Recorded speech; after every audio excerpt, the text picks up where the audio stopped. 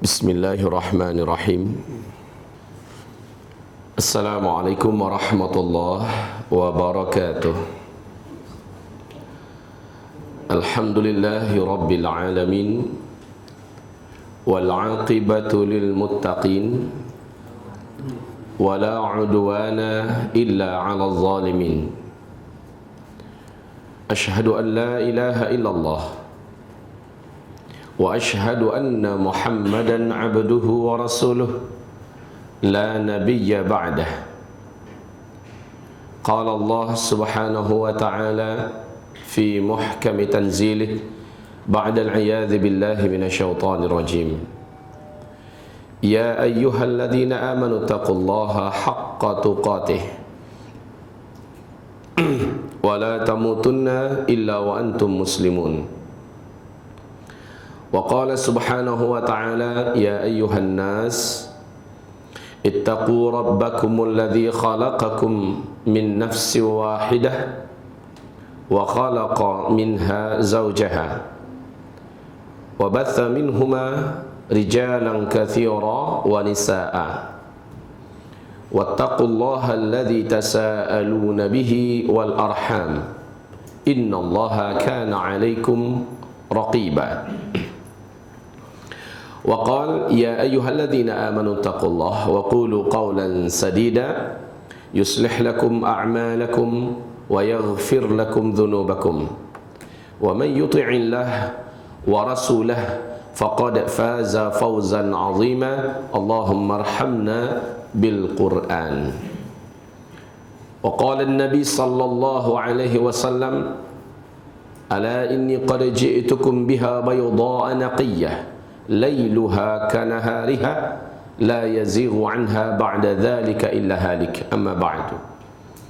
Ma'asyiral muslimin wal muslimat, hamba-hamba Allah sekalian yang kami muliakan, pujian dan syukur kita kehadirat Maulana subhanahu wa ta'ala yang telah memberikan kepada kita nikmat iman dan hidayah Islam dan menjadikan kita di antara hamba-hamba pilihannya, di mana kita berharap, memohon dan berdoa semoga iman ini tetap dan bahkan semakin terhunjam dalam dada kita sampai kita menghembuskan nafas terakhir kita. Amin ya rabbal alamin. Salawat dan salam kita untuk Rasulullah Muhammad sallallahu alaihi wasallam beserta untuk seluruh keluarganya dan para sahabat-sahabatnya dan siapapun yang mengikuti beliau dengan ihsan sampai hari kiamat.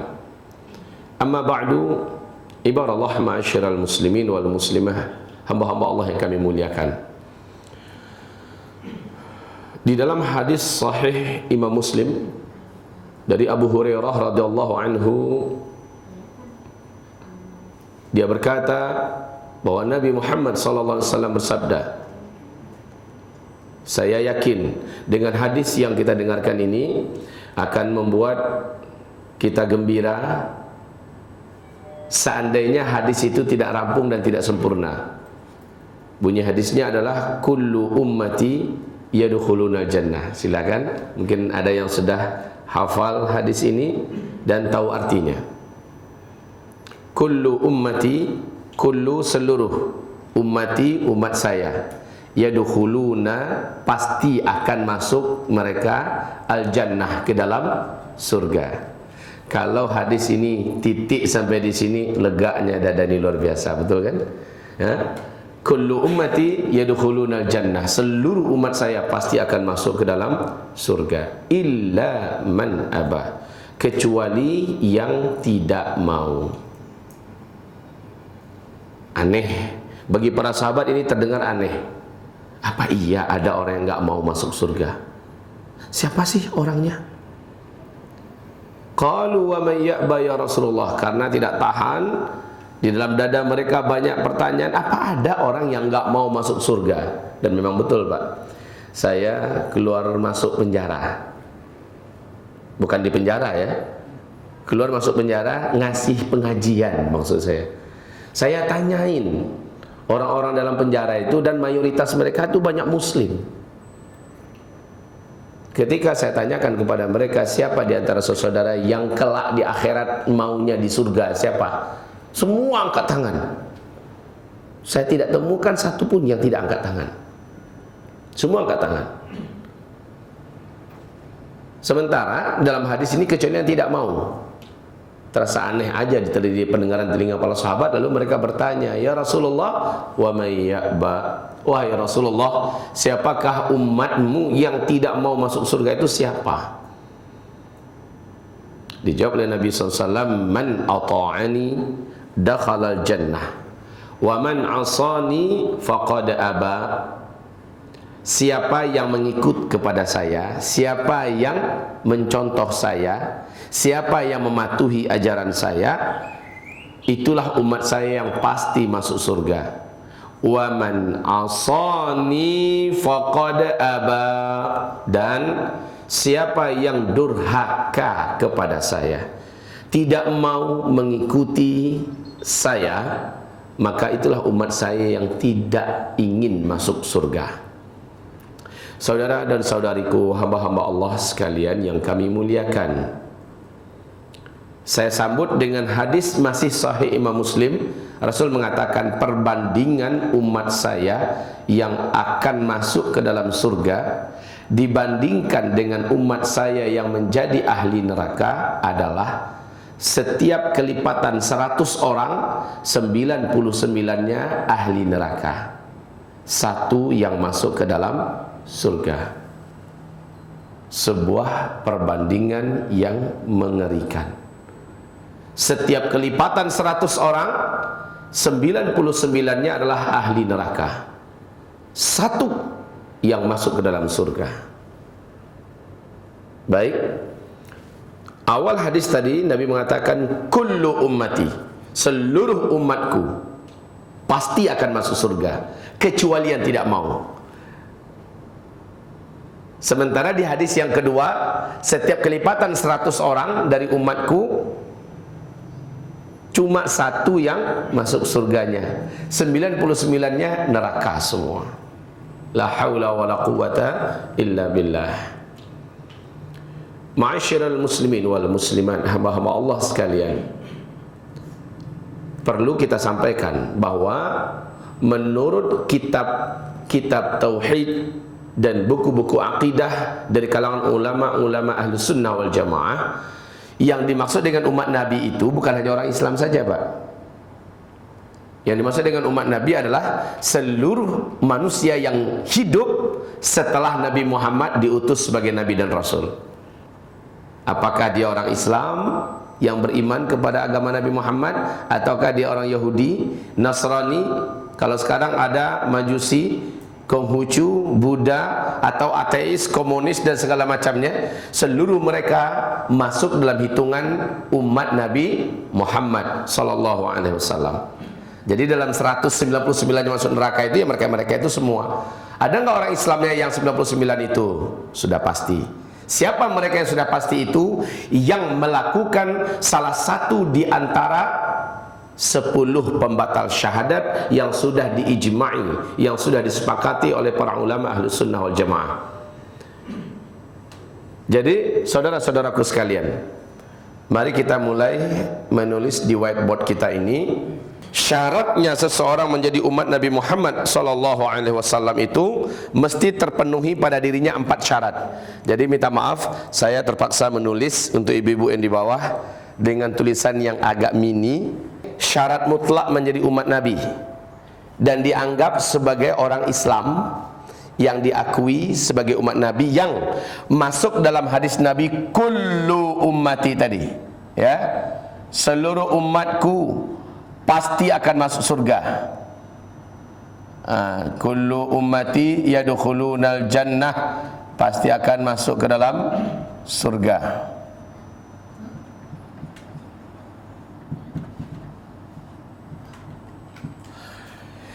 Ini ada 3 tingkatan. Tingkatan pertama pasti masuk surga. Tingkatan kedua pasti masuk surga. Tingkatan ketiga ini juga pasti masuk surga. Hanya saja nanti mereka berbeda-beda cara masuknya dan keadaan hidup mereka di dunia, nanti dalam kubur sampai ke akhirat. Yang seluruhnya dari tiga tingkatan ini, syaratnya baru dihitung sebagai orang yang pasti masuk surga. Satu syaratnya yaitu dia mengimani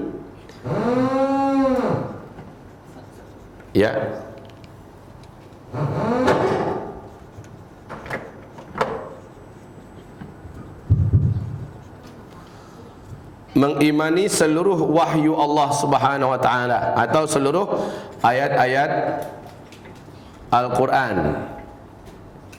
Ini syarat Al-Qur'an Al-Karim dan hadis-hadis Nabi sallallahu alaihi wasallam. Hadis Nabi sallallahu alaihi wasallam. Yang kedua, dia terhitung sebagai umat Nabi Muhammad SAW yang pasti masuk surga apabila tidak ada spidol kita, tidak ada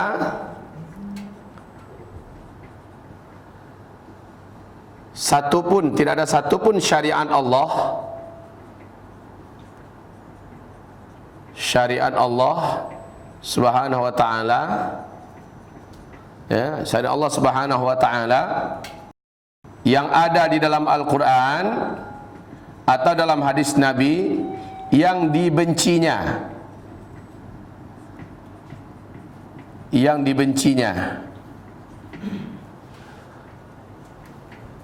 Kira-kira nampak gak sama ibu-ibu di bawah ya? InsyaAllah ya, alhamdulillah.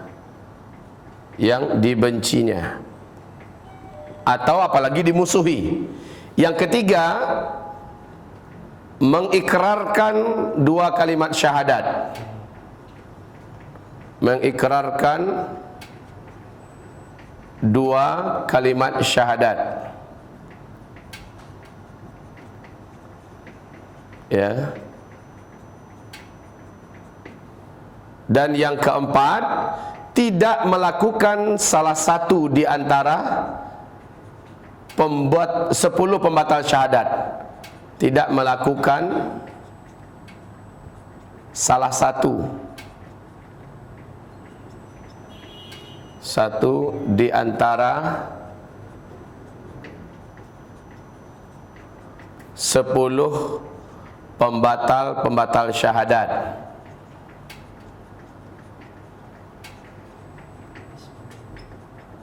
Ya. Baik, hamba-hamba Allah yang kami muliakan,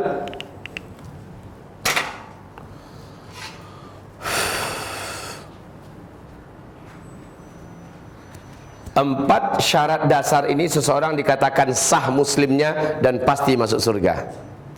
Wajib yang empat ini menjadi perhatian utama dulu. Lihat, mengimani seluruh ayat-ayat Al-Quran dan hadis-hadis Nabi. Kalau ada satu saja ayat Al-Quran yang dia tidak terima, ada satu saja di antara hadis Nabi yang sahih dia tolak, sepakat seluruh ulama Ahlus Sunnah wal Jamaah mengatakan kafirnya orang itu. Ya. Dan mau mengikrarkan dua kalimat syahadat.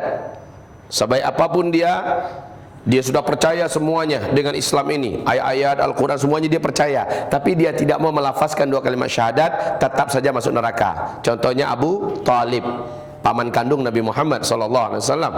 Dan yang keempat, tidak melakukan salah satu di antara 10 pembatal syahadat, seperti melakukan perbuatan syirik akbar, seperti mempelajari sihir dan sebagainya. Ada 10 ya.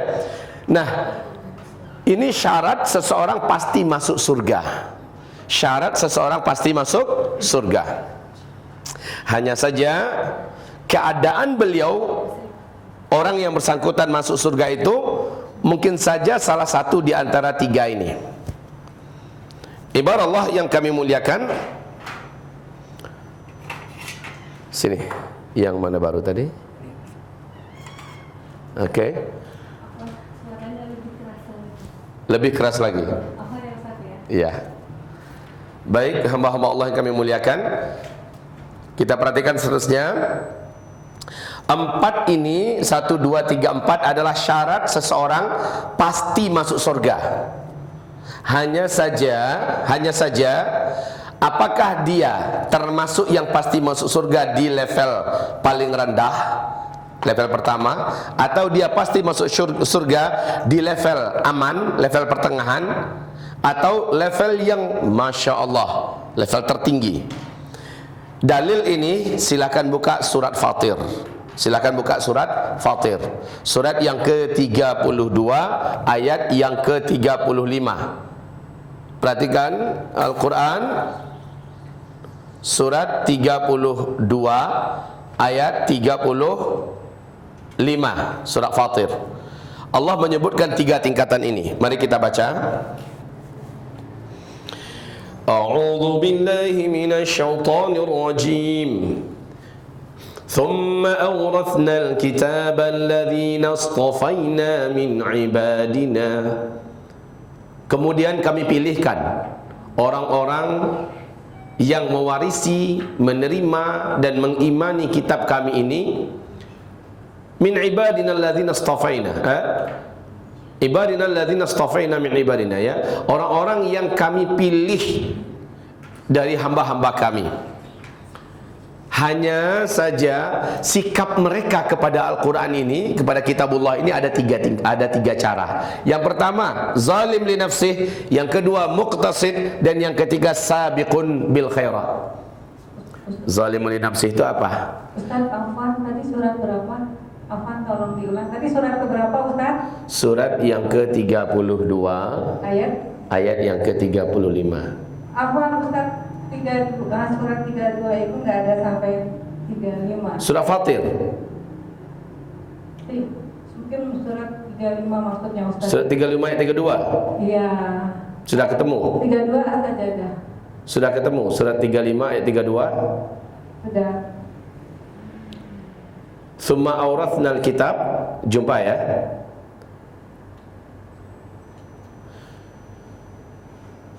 Oke, sudah ketemu? Thumma awrathnal kitab alladzina istafaina min ibadina. Kemudian kami wariskan kitab Al-Quran ini kepada hamba-hamba kami yang mau mengimaninya, ya. Dan sikap mereka kepada Al-Quran ini ada 3. Satu kelompok sikapnya zalimun li nafsih, zalim pada diri mereka sendiri. Sikap yang kedua muqtasid, pertengahan. Sikap yang ketiga paling maju, paling laju, paling di depan dalam segala kebaikan-kebaikan yang diisyaratkan dalam kitabullah. Taib. Ibarat Allah yang kami muliakan, surat 35 ayat 32 ya. Kita lihat di sini Allah Subhanahu wa taala menyebutkan hambanya terbagi kepada 3 tingkatan dalam mensikapi Al-Quran. Tapi bagaimanapun cara mereka mensikapi Al-Quran, mereka tetap mengimani seluruh ayat-ayat Al-Quran dan hadis Nabi. Itu perlu diingat. Dan mereka tidak ada membenci satupun syariat Allah yang ada dalam ayat atau dalam hadis Nabi. Enggak ada satupun. Kalau sempat ada satu saja yang dia benci dari ayat Allah, lihat surat Muhammad ayat 8 ayat 9, Allah katakan mereka kafir. Dia terima semua Al-Quran, semua ayat. Ternyata ada satu ayat saja yang dia benci. Allah nyatakan mereka kafir. Contohnya siapa? Ada satu kelompok kabilah di zaman Abu Bakar As-Siddiq diangkat menjadi khalifah. Mereka akhirnya tidak mau membayar zakat dan menolak ayat tentang kewajiban zakat. Padahal syahadat masih. Mereka masih puasa, mereka masih mau sholat, mereka masih haji dan sebagainya mau. Tapi ayat tentang masalah zakat mereka tolak. Maka Abu Bakar dan seluruh sahabat sepakat mengatakan murtad. Betul tidak? Sampai sekarang ijma' para ulama Ahlussunnah wal Jamaah mengatakan murtadnya orang-orang yang meyakini bahwa ada satu ayat di antara ayat Al-Quran yang kami tidak suka, yang nggak apa-apa, itu hak azazi kami. Murtad itu sebenarnya. Kenapa? Dia membenci. Jadi di Indonesia ini juga pernah dulu ada satu kelompok ibu-ibu yang dimotori oleh seorang tokoh wanitanya yang suaminya adalah seorang cendekiawan muslim yang keren beken abis di Indonesia ini. dia melakukan acara boikot terhadap rumah makan Wong Solo dan menolak ayat surat An-Nisa ayat 2 tentang masalah apa? Tentang masalah apa? Tentang masalah ta'addud zaujat, tentang masalah kebenaran dari Allah, yaitu kebolehan dan disyariatkan oleh Allah tentang halalnya, bolehnya, benarnya melakukan poligami. Ibu ini akhirnya mengusung dari timur ke barat, dari ujung Jawa ke ujung Jawa yang lain, bahwa seluruh wanita hendaknya melakukan boikot terhadap rumah makan Wong Solo dan menolak Al-Quran surat An-Nisa ayat 2. Kita kembalikan kepada kasus di sini. Ada satu saja di antara ayat Allah yang ditolaknya atau dibencinya, maka yang bersangkutan batal imannya, keluar dari Islamnya. Mengikrarkan 2 kalimat syahadat, harus mau, nggak bisa disimpan aja di hati. Pokoknya di hati loh, nggak bisa begitu. Wajib diikrarkan. Pamannya Nabi itu Abu Talib, kurangnya apa sih? Baiknya kurangnya apa sih? Gitu. Tapi karena nggak mau mengucapkan 2 kalimat syahadat, kekal di neraka. Kemudian selama hidupnya dia tidak melakukan salah satu di antara 10 pembatal syahadat. Kalaupun sempat dia lakukan, dia cepat taubat nasuhat. Cepat taubat nasuha. Oke. Nah, setelah itu dia pasti masuk surga. Hanya ada level-levelnya. Zalimul li nafsih, orang ini dia pasti masuk surga, tapi ya Allah, lama prosedurnya untuk sampai ke surga tuh. Lama sekali untuk sampai ke surga. Sebab apa? Di dunia orang ini mengalami kasus yang sangat berat, yaitu dapat murka dari Allah. Hidupnya dapat murka dari Allah Subhanahu wa taala.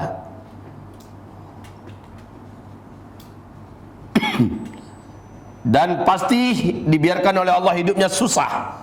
Ya, murka Allah, hidupnya dibuat oleh Allah susah, kemudian banyak menerima azab selama dia hidup. Yang kedua, di dunia, masih di dunia, ya, di akhir hayatnya su'ul khatimah. Orang-orang macam gini akhir hayatnya pasti su'ul khatimah ini. Tanda-tanda bahwa dia mengalami su'ul khatimah. Sulit matinya, berat kematiannya, dan seterusnya. Ya.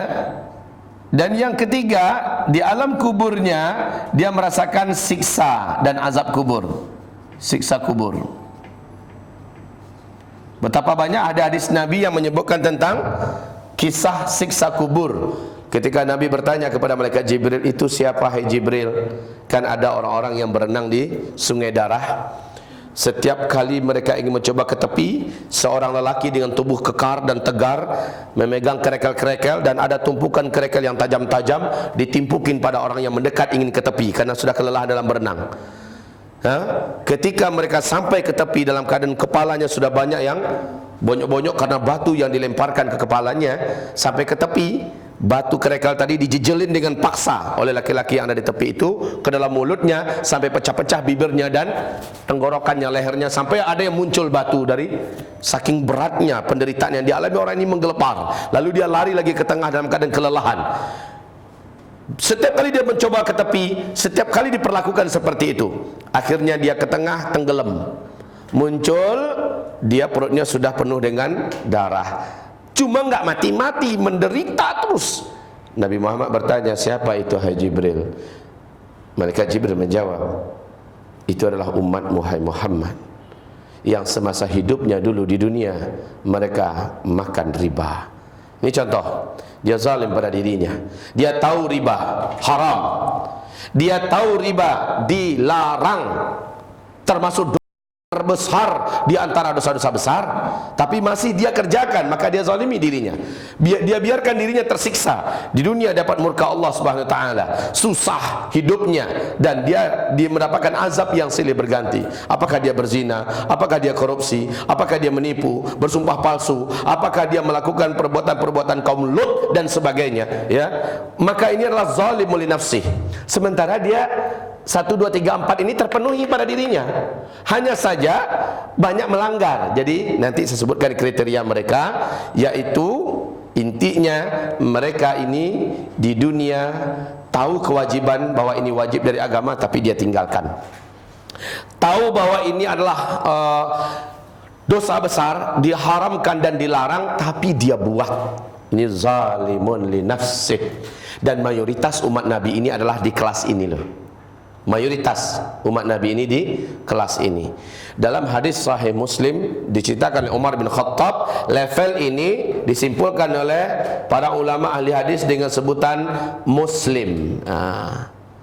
Orangnya disebut dengan Muslim. Baik, siksa, mengalami siksa alam kubur. Kemudian apa lagi? Yang keempat, di padang mahsyar hisabnya lama dan berat. Hisabnya lama dan berat. Lama dan berat. Kemudian bukan hanya sekedar lama dan berat, bahkan dia mengalami tempaan penderitaan yang bertubi-tubi. Kemudian orang ini umumnya, biasanya baru masuk surga setelah yang bersangkutan diazab dulu, dibelasah dulu, disiksa, diazab dulu di dalam neraka, dibersihkan dulu di dalam neraka, dibersihkan dalam neraka. Baik, la haula wala quwata illa billah. Semoga Allah melindungi kita. Na'udzubillah. Ini peringkat zalimun li nafsih, ya. Peringkat zalimun li nafsih, seperti ini nasibnya. Kenapa ini masalahnya? Kenapa? Satu, meninggalkan kewajiban-kewajiban agama padahal dia mampu mengerjakannya, ya. Meninggalkan kewajiban-kewajiban agama, kewajiban-kewajiban agama dalam keadaan sadar, dalam keadaan dia mampu mengerjakannya tapi dia tinggalkan. Wajib memakai jilbab, dia tahu, tapi ketika disuruh pakai jilbab, apa katanya? Panas, gerah, biar deh, yang penting kan hatinya yang bertakwa, yang penting kan begitu, ya. Dengan sengaja dia masih mau meninggalkan sholat. Kenapa kamu nggak sholat? Ya sekarang ini terasa belum ada panggilan aja. Begitu santainya dia menjawab. Apakah kamu tidak tahu? Apakah kamu tidak yakin sholat itu wajib? Ya yakin sih, tahu. Memang sih dosa, tapi ya gimana lagi? Sembarang saja jawabannya. Orang semacam ini zalimun li nafsih. Ya. Kemudian yang kedua, ciri khas orang ini. Tapi ingat ya, nomor 1, 2, 3, 4 ini ada pada dia. Ada, sehingga dia masih sah dikatakan seorang muslim. Hanya muslimnya muslim fasik, ya. Yang ini adalah mengerjakan dosa-dosa besar, padahal dia mengakui dan beriman bahwa yang bersangkutan adalah dosa besar, haram mengerjakannya, hanya masih dia buat karena mengikuti syahwat, ya. Kalau dia mati tidak sempat taubat nasuha, dia matinya dalam keadaan menerima yang ini, su'ul khotimah. Kemudian dia mengalami azab kubur. Kemudian dia hisabnya di padang mahsyar sangat lama dan berat, diperlakukan dengan perlakuan yang hina. Kemudian yang kelima, dia biasanya dimasukkan dulu ke neraka, dicuci dulu, dibelasah dulu dosa-dosanya itu di dalam neraka. La haula wala quwata illa billah. Zalimul li nafsih. Dan mayoritas umat Nabi Muhammad itu adanya di sini, baik yang wanita atau laki-lakinya, mayoritas begini. Muslim, lihat aja KTP-nya pada muslim semua. Tapi lihat ketika azan sholat berkumandang, banyak yang tidak peduli dengan sholat, betul nggak? Lihat wanita-wanita yang berserakan di pasar-pasar, di jalanan, mayoritas mereka muslimah. Tapi lihat kebanyakan mereka tidak mau menggunakan pakaian Islam, tidak menutupi aurat dengan sengaja. Bahkan ada yang bangga, bahkan ada yang ikut dalam jalan sambil lenggok itu. Tolong kasih tahu apa?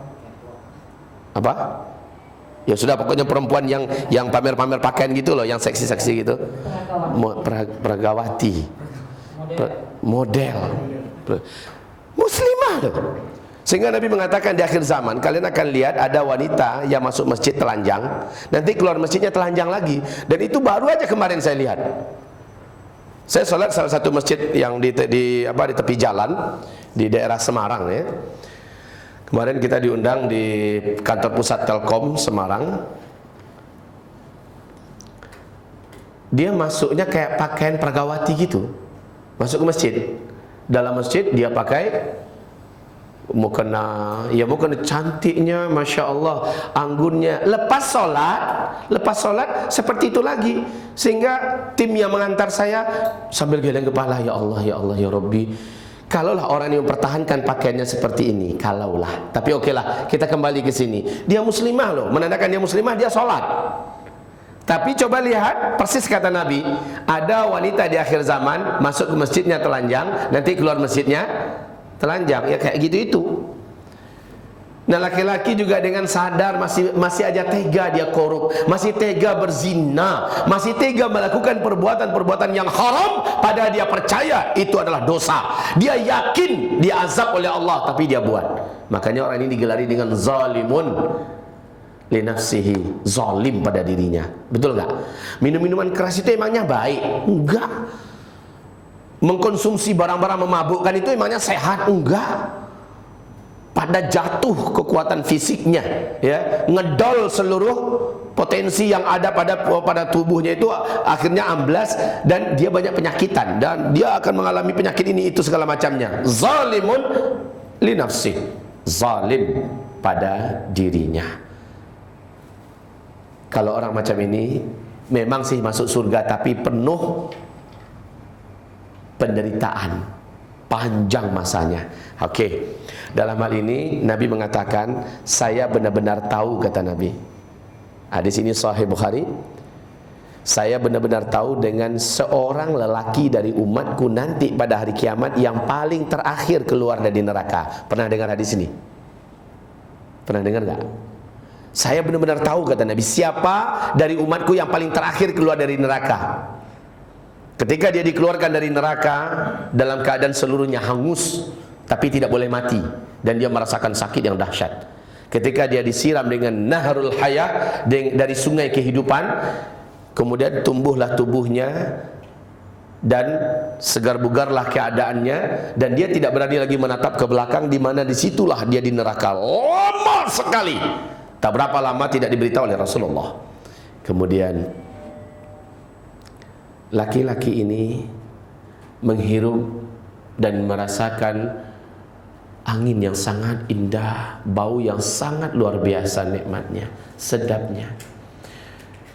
Dia mendekat, ternyata datangnya dari surga. Dia minta izin kepada Allah, ya Rabb, izinkanlah hamba mendekat dengan surga itu, biar hamba melihat surga dari dekat. Enggak apa-apa di luar, tapi izinkan hamba mendekat, ya Rabb. Maka Allah pun mengizinkannya, tapi dengan syarat, jika saya kabulkan doanya, jangan minta lagi ya.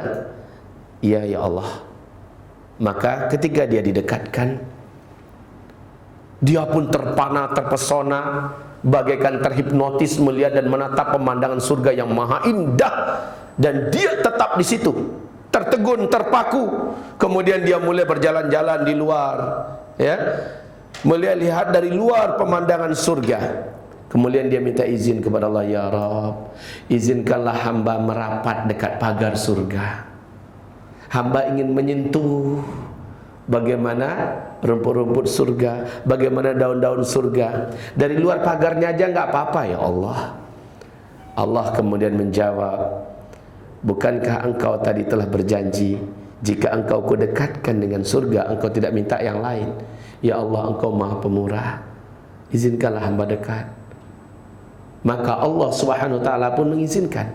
Maka dia pun menyibukkan dirinya melihat pemandangan-pemandangan. Saya nggak ada fotografer, nggak ada kameramen yang bisa nyoting dia di depan surga. Saat dia sudah puas di situ, dia minta lagi, ya Rabb, izinkan hamba masuk ke dalamnya. Nggak kemana-mana ya Allah, hamba hanya di taman-tamannya saja, bermain dan berguling-guling di rumput surga saja udah cukup bagi hamba, tapi nggak di luar pagar kayak gini ya Allah. Lalu Allah Subhanahu wa ta'ala berfirman, bukankah engkau telah berjanji engkau tidak akan minta setelah aku berikan 2 kali. Ya Allah, Engkau Maha Pemurah, Engkau Maha Luas rahmat. Jangan Engkau hinakan hamba, biarkan hamba masuk. Hamba enggak minta yang lain ya Allah. Janji, janji Allah, swear. Allah izinkan dia masuk. Setelah masuk, dia pun puas. Dia pun puas. Tapi puasnya, puas yang ada nafsu. Puasnya akhirnya berakhir dengan minta lagi. Ya Rabb, izinkan hamba ke tengah-tengah surga. Biar hamba enggak punya rumah, enggak punya tempat tinggal, enggak apa-apa. Pokoknya hamba bisa di tengah-tengah surga. Dan ingat, surga yang dimasuki oleh hamba yang paling terakhir keluar dari neraka, dan yang paling terakhir masuk surga ini adalah surga yang paling bawah loh. Surga yang paling bawah. Kemudian Allah Subhanahu wa taala pun mengatakan, tuh kan minta lagi kan, ya Allah Engkau Maha Pemurah, Maha Pengasih, Maha Penyayang, pasti ringan bagimu mengabulkan ya Allah. Ya udah masuk. Diizinkan masuk sampai ke tengah, masih mau minta lagi kata Allah. Enggak ya Allah, cukup. Lalu Allah yang menawarkan kepadanya, mau enggak kamu kalau saya berikan untuk kamu kekayaan? Manusia yang selama bumi terbentang dialah yang terkaya. Tidak ada yang lebih kaya daripada dia. Coba tebak, siapa orang ini? Dia yang paling kaya di dunia semenjak dunia terbentang, Pak. Hah? Waduh, salah besar. Siapa? Siapa? Ibu-ibu, siapa Bu? Nabi Sulaiman. Qarun tuh nggak ada apa-apanya. Nabiullah Sulaiman, kekayaannya seluruh timur dan barat, bahkan dalam perut bumi, dalam laut pun Sulaiman diberikan kekayaan. Sehingga dalam Al-Quran sendiri Allah SWT mengatakan bahwa tidak ada satupun sampai hari kiamat yang melebihi Nabi Sulaiman. Sekarang ditawarkan kepada orang yang paling terakhir masuk surga ini. Apakah engkau ada mau menerima kekayaan orang yang terkaya di antara hambaku dari kalangan manusia yang pernah hidup di bumi dan tidak ada yang lebih kaya daripadanya? Si hamba dengan cepat mengangguk dan menginginkan itu. Allah berikan kepadanya. Setelah itu, kau puas hambaku? Sangat puas ya Allah, puas. Lalu Allah berkata kepadanya, maukah engkau aku berikan 5 kali lipat daripada ini? Ya Allah, janganlah engkau mentertawakan aku, kata si hamba. Cukup bagi hamba ini ya Allah, tapi kalau ada yang 5 kali lipat, maulah. Mau ya Allah, kata si hamba ini. Aku berikan kepadamu wahai hambaku 10 kali lipat daripada itu. Nah kata Rasulullah, itulah dia manusia terakhir yang keluar dari neraka. Berarti memang ada nanti di antara manusia yang, dan ingat Nabi mengatakan dari umatku. Nabi mengatakan, aku benar-benar tahu dari kalangan umatku seorang lelaki yang paling terakhir nanti keluar dari neraka. Berarti dialah yang paling terakhir masuk surga. Ini zalimun li nafsih. Tapi ingat wahai ibu-ibu, selama salah satu di antara yang 4 ini dia tidak punya, maka dia tidak akan pernah keluar dari neraka selama-lamanya. Dia akan ada di dalam neraka selama-lamanya. Khalidina fiha abada. Dia kekal di dalam neraka selama-lamanya. Tingkatan yang kedua, tingkatan umat Nabi dalam beragama yang kedua disebut oleh Allah dalam surah Fatir ayat yang ke-32, muqtasidun, yaitu orang yang pertengahan. Level ini dalam hadis Sahih Muslim digelari, sehingga para ulama menyebut level orang ini dengan sebutan mukmin, mukminun. Ya, ini Muslim, kalau ini mukmin. Bagaimana ciri khasnya? Ciri khasnya yaitu mereka ini nomor 1, 2, 3, 4 ada. Yang kelima, langsung kita buat yang kelima. Ini lanjutan dari yang keempat ya. Yang kelima adalah mengerjakan seluruh perintah-perintah yang wajib. Mengerjakan seluruh kewajiban agama, baik yang ada sumbernya dari Al-Quran ataupun dari hadis Nabi. Ini Jadi mengerjakan seluruh kewajiban agama yang dia sanggup. Haji hanya wajib bagi siapa? Bagi orang yang bagi orang miskin berarti dia tidak mampu, berarti itu tidak wajib baginya. Jadi mengerjakan seluruh kewajiban agama yang dia mampu, yang dia sanggup. Oke. Kemudian berikutnya yang keenam, yaitu meninggalkan seluruh dosa-dosa besar. Kenapa tuh? Kenapa tuh?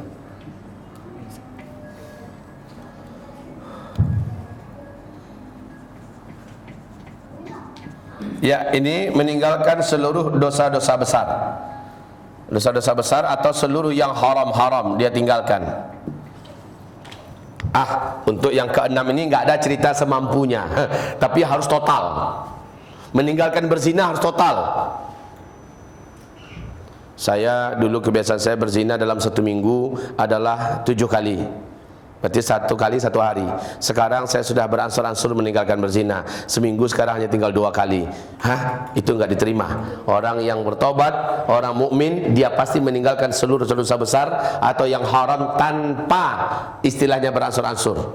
Korupsi itu meninggalkannya beransur-ansur. Mabuk itu kalau dulu satu botol habis, sekarang mungkin hanya 1 gelas kecil. Enggak ada cerita ma'askara katsiru faqaliluhu haram. Ya. Nah, ini muktasid. Istimewanya orang ini, bandingannya sudah ada ya, perbandingannya. Kalau ini dosa-dosa besar dia buat semua. Kalau ini semua dosa-dosa besar dia tinggalkan, semua yang wajib-wajib dia kerjakan. Tapi orang ini ibu masih lemah dalam satu hal, yaitu amalan-amalan sunnah dia tidak begitu istiqomah mengerjakannya. Amalan sunnah belum begitu istiqomah. Kadang-kadang dia buat tahajud, ketika semangat-semangatnya dia tahajud 1 minggu tiap malam mengerjakan. Nanti sekali futurnya 2 tahun enggak tahajud.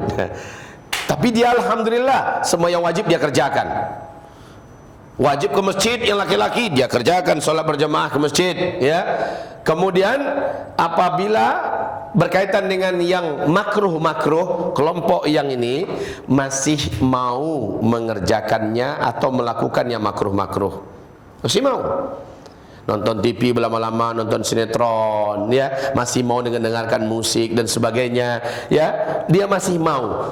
Hamba-hamba Allah ini orang levelnya masih level mukmin, tapi sudah dijamin aman. Sekarang buka surat Al-An'am ayat 82. Surat Al-An'am ayat 82.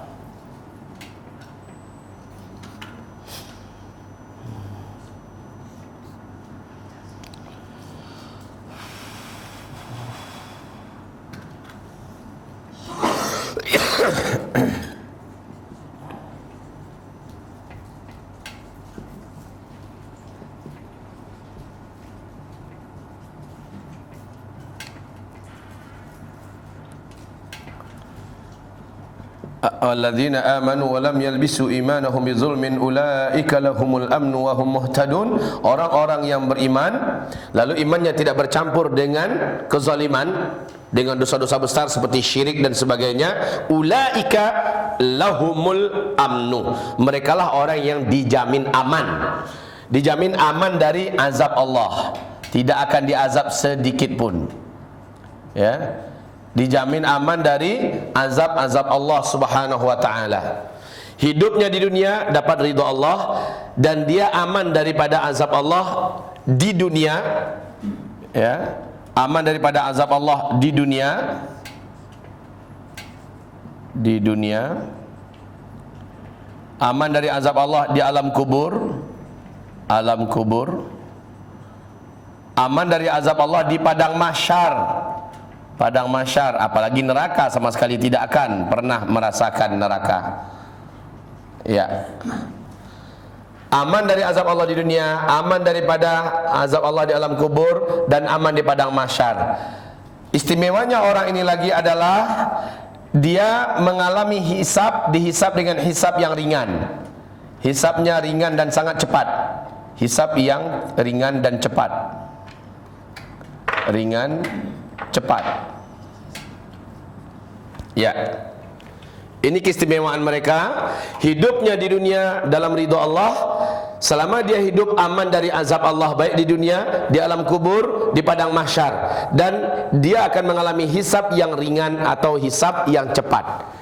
Nabi mengatakan khusus hamba-hamba Allah, umat beliau yang beriman di dunia ini, khusus hamba-hamba Allah, umat yang beriman di dunia ini, mereka akan mengalami hisaban yasira, akan mengalami hisab yang sangat ringan. Bagaimana proses hisabnya? Cepat lagi. Udahlah ringan, cepat.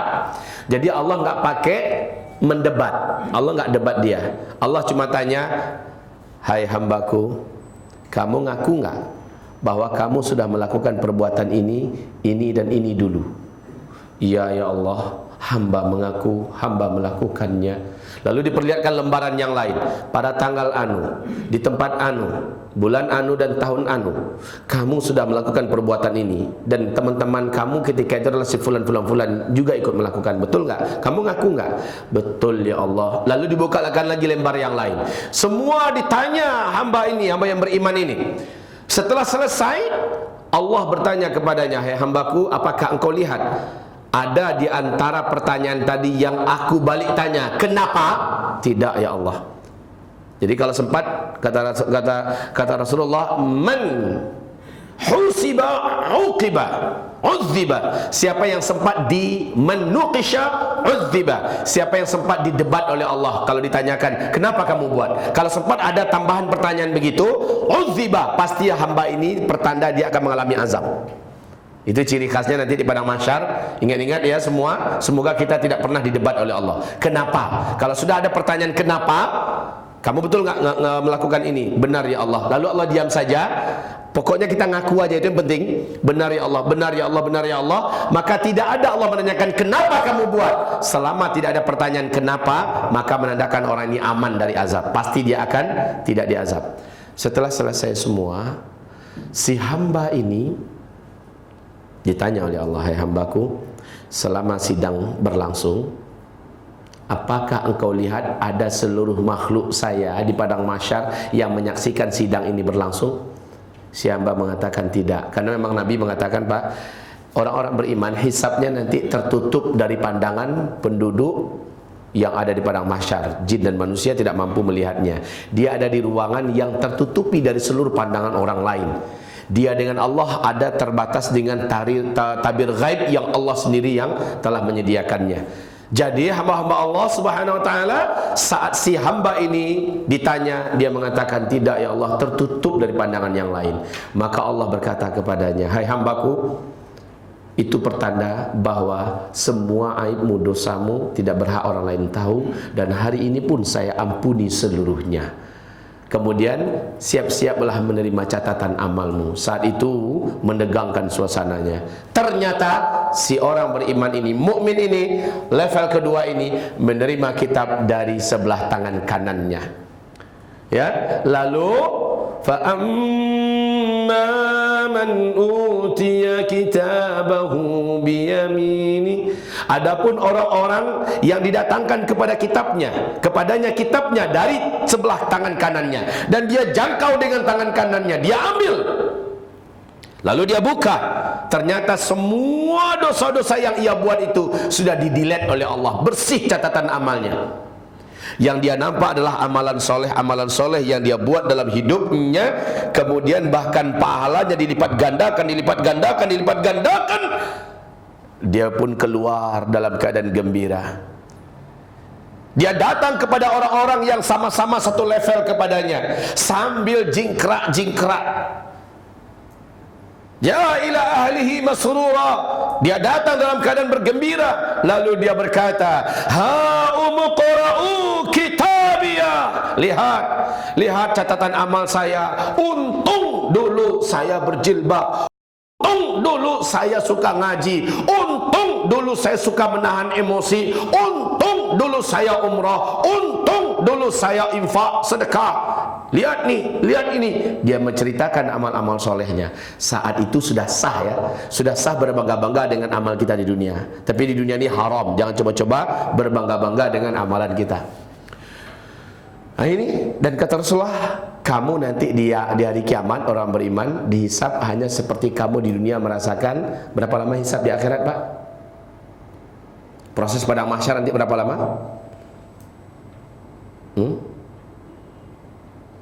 Khamsina alfa sanatin, 50.000 tahun, Bu. 50.000 tahun padang mahsyar itu terbentang. Tidak mampu saya bayangkan. Tapi orang yang beriman, mereka hanya merasakan hisab untuk diri mereka orang per orang, seperti kalian di dunia merasakan jarak antara asar ke maghrib. Lama nggak itu? Asar ke maghrib cepat, benar, cepat. Lalu setelah itu mereka pun lepas, bebas, bergembira dan bersenang-senang. Masa-masa menegangkan telah lewat. Tinggal satu saja ini yang paling menegangkan, yaitu penimbangan amal lalu meniti seberangan sirat. Saudara-saudariku, hamba-hamba Allah sekalian yang kami muliakan, tapi yang pasti orang ini pasti aman dan bebas daripada azab api neraka. Kelompok ini, kalau ini nggak ada amannya nih. Jangankan dari neraka dia aman, di dunia aja udah nggak aman. Akhir hayatnya saja lihat. Kalau yang ini gimana lagi? Nah, ini yang paling istimewa. Bapak Ibu, kira-kira kita sudah sampai level ini enggak? Hah? Masa enggak? Hah? Coba lihat sekali lagi. 1, 2, 3, 4 ini udah pasti ada insyaallah sama kita, udah pasti ada, ya. Yang kelima, keenam ini loh, mengerjakan seluruh kewajiban agama, meninggalkan seluruh dosa besar. Udah apa belum? Ibu-ibu, termasuk kalau ibu dosa-dosa besarnya adalah membuka aurat, atau mungkin makan riba, atau bisa jadi juga minta maaf masih mulutnya, maksudnya masih tega memfitnah, menghibah dan sebagainya. Ini juga termasuk dosa besar. Tapi kalau kita sudah tobat, maka kita insya Allah sudah masuk di sini. Hanya saja lihat bandingan kita dengan orang ini. Orang ini adalah kelompok manusia yang masuk surga tanpa hisab, ya, kelompok manusia yang masuk surga tanpa hisab. Nah, ceritanya begini. Kata Rasulullah SAW, akan masuk surga dari kalangan umatku 70.000 min ummati yadkhulul jannata biduni hisab. 70.000 dari kalangan umatku nanti masuk surga tanpa hisab. Semoga di antara ibu-ibu ada yang pernah mengikuti siri pengajian kami tentang dahsyatnya padang mahsyar. Kami telah menyampaikan Pak tentang padang mahsyar, silakan nanti dilihat di YouTube. Semoga ada didapati bahwa ketika orang-orang semuanya dibangkitkan dari kubur mereka, mereka tidak langsung di padang mahsyar itu loh Pak. Jarak antara kubur mereka yang mereka itu dibangkitkan dengan padang mahsyar itu ada hamparan yang sangat jauh. Mereka harus berjalan, terus berjalan dalam keadaan kelelahan, telanjang bulat, tidak pakai terompa, tidak berkhitan, ya, terus menuju ke hamparan padang mahsyar. Sesampainya mereka di padang mahsyar, itu pun belum lagi langsung dilakukan proses hisab, menunggu lagi. Jadi ada perjalanan sendiri suatu ketika, suatu hari nanti akan kita sampaikan kalau Allah kasih kita izin dan kesempatan. Saudara-saudariku sekalian, jadi ketika dia bangkit, ada sekelompok manusia istimewa. Saat dia bangkit, dia langsung diberikan jubah kehormatan dan kemuliaan, langsung diletakkan di atas kepalanya mahkota yang bertaburkan batu-batu mulia yang tidak terbeli oleh isi bumi ini dan segala kekayaannya, dan langsung dinaikkan ke atas kendaraan khusus. Mereka ini melaju dengan kecepatan yang sangat tinggi menuju ke padang mahsyar, sementara yang lain masih tinggal dalam keadaan penat, panas, lelah, haus, terus berjalan menuju ke padang mahsyar. Mereka udah nyampe duluan. Sampai di padang mahsyar ngapain? Ternyata numpang lewat doang. Kenapa? Tak ada hisab. Mereka tidak akan dihisab ketika ditimbang membumbung amal soleh mereka. Dan mereka sampai di titian. Sesampainya di titian, mereka hanya seperti sekejap mata sampai di sebelah. Subhanallah. Padahal luasnya ngangaan neraka itu, luasnya mulut neraka bagian atas itu, kata Rasulullah, seluruh langit dan isinya beserta bumi ini akan bisa masuk dengan mudah. Itulah jarak titian, dan dia sudah sampai ke seberang. Lalu dia berhak masuk surga dengan leluasa. Dari pintu surga mana saja dia masuk. Saudaraku sekalian, Nabi mengatakan sallallahu alaihi wasallam, saya di atas anjungan yang tinggi di padang mahsyar. Saya didampingi oleh saudara saya malaikat Jibril.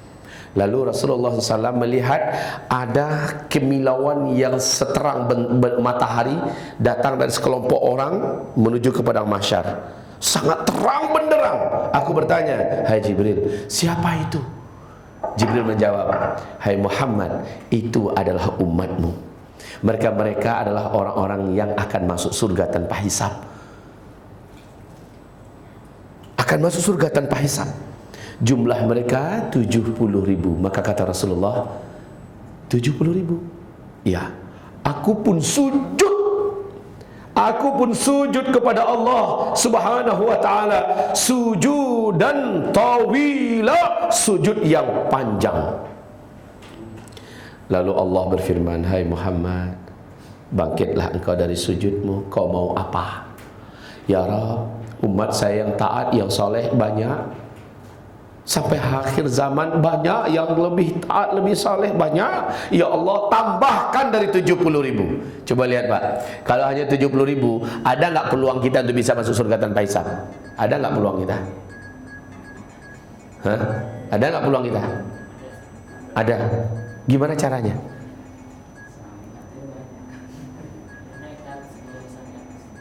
Hah? Saudaraku, coba kita belajar dari para sahabat ya. Mereka kalau nggak pasti, mereka menjawab Allahu wa rasuluhu a'lam. Itu jawaban yang paling ilmiah.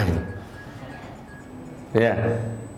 Gimana adanya? Kata antum ada wong 70.000. Coba antum bayangkan. Ayo, di antara kita ini mana sampai hari kiamat ada nggak orang yang imannya menandingi iman para sahabat? Ada nggak? Ada nggak? Nggak kan? Bahkan kata Rasulullah, kalau ada orang beriman di antara kalian punya kekayaan emas padat sebesar gunung Uhud, besarnya emas itu, lalu dengan iman yang ada di dadanya dia infakkan semua untuk agama Allah, iman orang itu akan belum mampu menandingi seujung kuku pun iman para sahabatku. Betul nggak itu hadisnya? Lah, waktu Nabi meninggal, para sahabat jumlahnya sampai berapa? Ayo, coba tebak.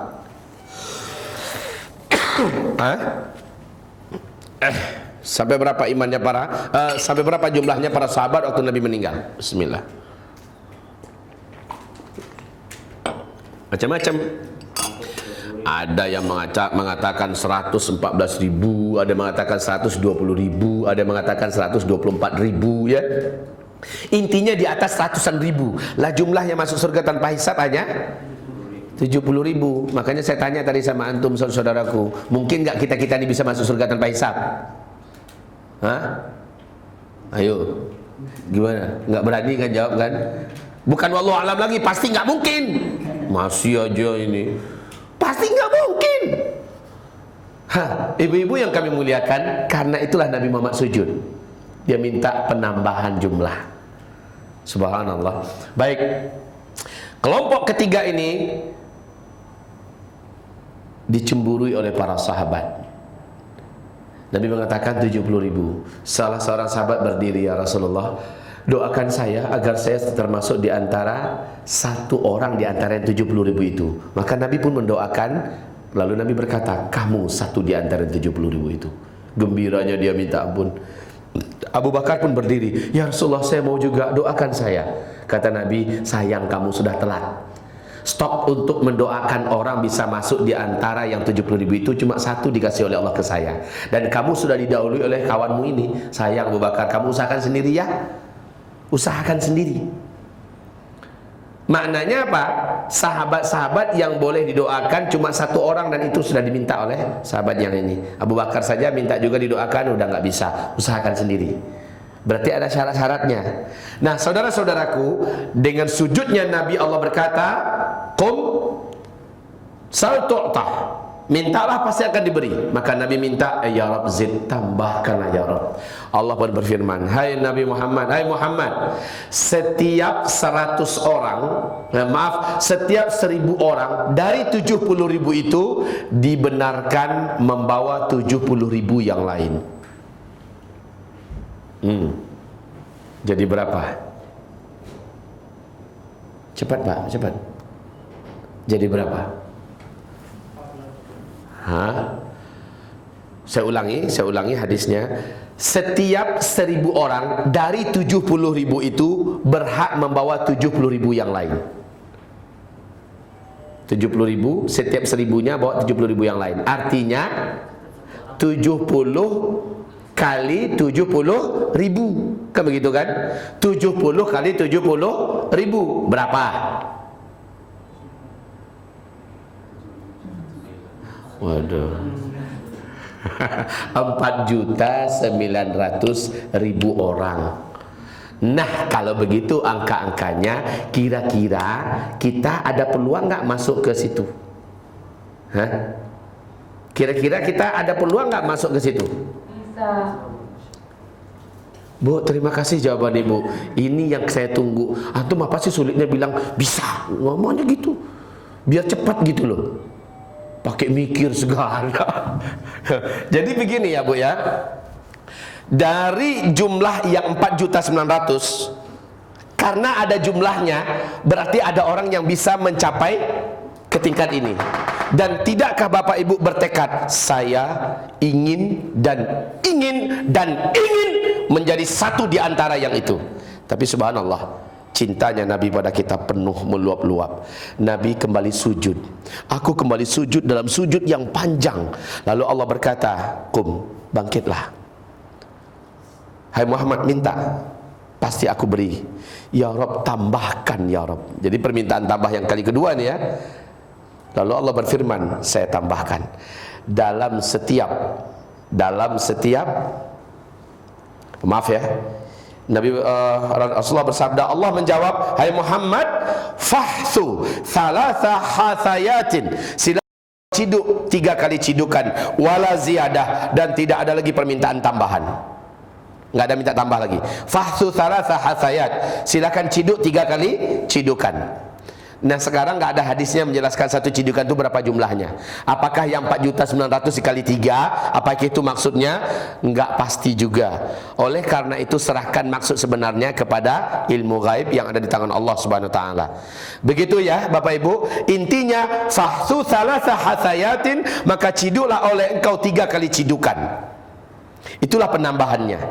Oke, sekarang kita mau tahu apa sih ciri khas orang ini, di mana dia nanti akan masuk surga paling duluan. Ketika orang masih belum lagi mulai acara padang mahsyar, dia udah di dalam surga. Alangkah nikmatnya.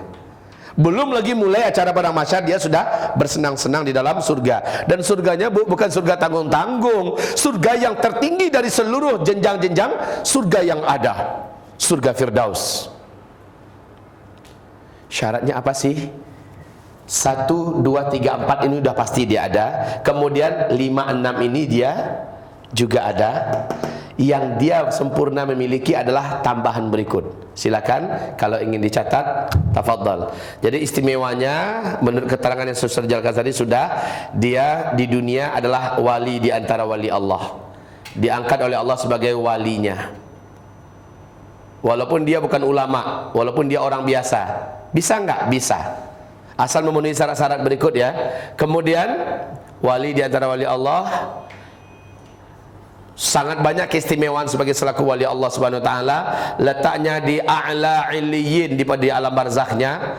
A'la illiyin, di alam barzakhnya. Kemudian ketika dibangkitkan, intinya bebas dari hisab di padang mahsyar, bebas hisab di padang mahsyar ya. Kemudian masuk surga paling dulu, masuk surga duluan ya, dan letaknya pun di surga Firdaus, surga paling tinggi. Tidak merasakan azab sedikit pun, tidak sedikit pun. Inilah dia kelompok manusia masuk surga tanpa hisab. Oke, apa sih istimewa mereka daripada kelompok mukmin? Dalam hadis dan para ulama bersandarkan hadis Sahih Muslim menggelari mereka ini dengan nama muhsin. Muhsin. Ya. Kalau yang paling bawah Muslim, ini yang kebanyakan umat Nabi, pertengahan adalah mukmin, yang paling tinggi adalah muhsin. Artinya setiap mukmin pasti dia muslim yang taat, yang soleh. Tapi setiap muslim belum tentu dia mukmin yang baik. Setiap muhsin pasti dia seorang mukmin yang sangat taat, sangat soleh. Tapi tidaklah setiap mukmin akan sampai ke tingkat muhsin, kecuali kalau dia memenuhi syarat-syarat berikut. Apa syarat berikut? Perhatikan baik-baik, Bapak Ibu, perhatikan baik-baik. Nomor 1, dia sudah ada. Yang kedua, dia juga memenuhi syarat, pastilah. Yang ketiga, keempat, dan 5, 6. Yang ketujuh, jadi kita sambungkan saja langsung. Yang ketujuh, orang ini mencintai perkara-perkara yang berbau sunnah dan istiqomah mengerjakannya. Ya, istiqomah dengan sunnah. Jadi cinta dan istiqomah dengan sunnah. Cinta dan istiqomah dengan sunnah. Di sini dimasukkan amalan-amalan atau yang sifatnya sunat-sunat ya, nafilah-nafilah maksudnya, tatawwu. Tatawwu. Tahu tatawwu? Ya, amalan sunat, puasa sunat, tahajud, duha, baca Quran, zikir, bersedekah, berbuat ihsan, dan intinya semua yang sunnah lah, baik sifat-sifat yang sunat ya, sampai cara bicaranya yang sunat, kemudian apapun yang sifatnya sunat, puasa sunat, bersedekah, ya intinya semua yang sunat dia mencintainya dan dia istiqomah mengerjakannya. Ya, cinta dan istiqomah dengan yang sunat-sunat atau yang tatawwu. Jadi bukan hanya sekedar yang wajib-wajib, sudah pasti. Bukan. Kemudian istimewanya mereka lagi yang kedelapan, ini ciri khas mereka juga sekalian. Yang kedelapan adalah mereka meninggalkan seluruh yang makruh-makruh. Meninggalkan seluruh perkara-perkara makruh, baik makanan makruh, sifat-sifat makruh. Ya, termasuk makanan. Kalau makanan makruh semacam apa? Jengkol, pete, durian, suka nggak? Suka?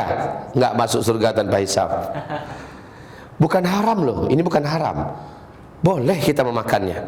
Ya, termasuk umpamanya orang yang hobi mancing, dia mancing nih.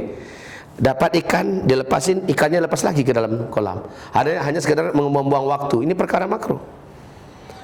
Termasuk umpamanya kita ikut dengarkan musik, menikmati musik, menghabiskan waktu berlama-lama nonton sinetron, hal-hal yang tidak akan menambah iman dan segala macamnya. Ya, kita teruskan meninggalkan seluruh perkara-perkara makruh, sifat-sifat yang makruh, mudah buruk sangka kepada orang, ya, mudah bermasam muka kepada orang, ya, perkara-perkara makruh. Termasuk pakaian yang makruh, pakaian macam mana yang makruh, apakah dari segi warna, apa dari segi model segala macamnya, dia tinggalkan. Ya, di sunnah dia suka kalau laki-laki dia jaga lihyahnya. Kalau tampilan loh ya, tampilan dia jaga lihyahnya, kemana-mana dia bawa siwak ya. Ini handphone, ini Al-Quran. Dia ketika membuka Al-Quran, ketika dia buka HP, dia juga rajin dengan buka Al-Quran. Dan orang ini istiqomah loh. Rasanya, jujur saja, rasanya saya di bidangnya ini gugur semua saya nih. Saya pribadi loh. Saya nggak tahu kalau Bapak, bisa jadi Bapak bisa sampai ke tingkat ini asal punya azam. Ibu juga bisa Bu, asal Ibu punya azam, tekad yang kuat. Ustadz, kalau kami mulainya di usia 40 tahun ini boleh nggak Ustadz? Nggak dari gadis dulu, why not? Ya, kenapa tidak? Dari usia Ibu, anggaplah di antara Ibu ada yang usianya 55 tahun, anggaplah. Kemudian Ibu startnya dari sekarang. Apalagi Pak Ustadz, setelah 7-8 ini ada 3 lagi, dan ini dari hadis ya. Syarat seseorang disebut muhsin 1, 2, 3, 4, 5, 6, 7, 8, ada 3 lagi dari hadis. Yang 3 lagi dari hadis, 1, 2, 3, yaitu tidak berobat dengan kai. Mereka tidak mau berobat dengan kai. Tahu kai? Yes. Tidak mau berobat dengan besi panas. Besi panas itu zaman Nabi. Kalau zaman sekarang adalah apapun yang menggunakan perobatan menggunakan listrik. Menggunakan yang sifatnya hawanya panas. Seperti apa contohnya? Laser, seperti kemoterapi. Akupuntur atau laser? Ya, laser, barusan saja saya menyebutkan aku kemoterapi dan sebagainya. Walaupun itu boleh ya Bu ya, bukan berarti haram, boleh. Hanya saja dia tidak mau berobat, termasuk apa nama sebagian ulama berijtihad mengatakan operasi pun termasuk bahagian daripada kai, dan dia tidak mau. Nah, dan Nabi pun mengatakan kai ini bisa menyembuhkan, tetapi aku tidak menyukainya, kata Nabi. Betul tidak? Ya, bisa menyembuhkan tapi aku tidak menyukainya, karena itu bahagian daripada menyiksa kita. Baik. Kemudian berikutnya, pantang mempercayai apapun yang berbau sial. Nggak percaya itu dengan sial-sial. Kalau kamu naik pesawat umpama ada kamar, ada tempat duduk nomor 13, jangan duduk situ, itu tempat sial tuh. Tapi nggak ada loh di pesawat, angka 13 itu nggak ada, karena memang dianggap oleh mereka sebagai angka sial. Nah, kaum muslimin nggak ada itu, dia nggak percaya dengan sial. Anak sial, langkah sial, hari sial, rumah sial, bini sial, laki sial, ini nggak ada, dia nggak percaya itu semua. Ya, ini benda pembawa sial. Gara-gara punya anak yang ketiga ini kayaknya anak ini pembawa sial, dia nggak percaya. Nah, ini adalah ciri khas muhsin.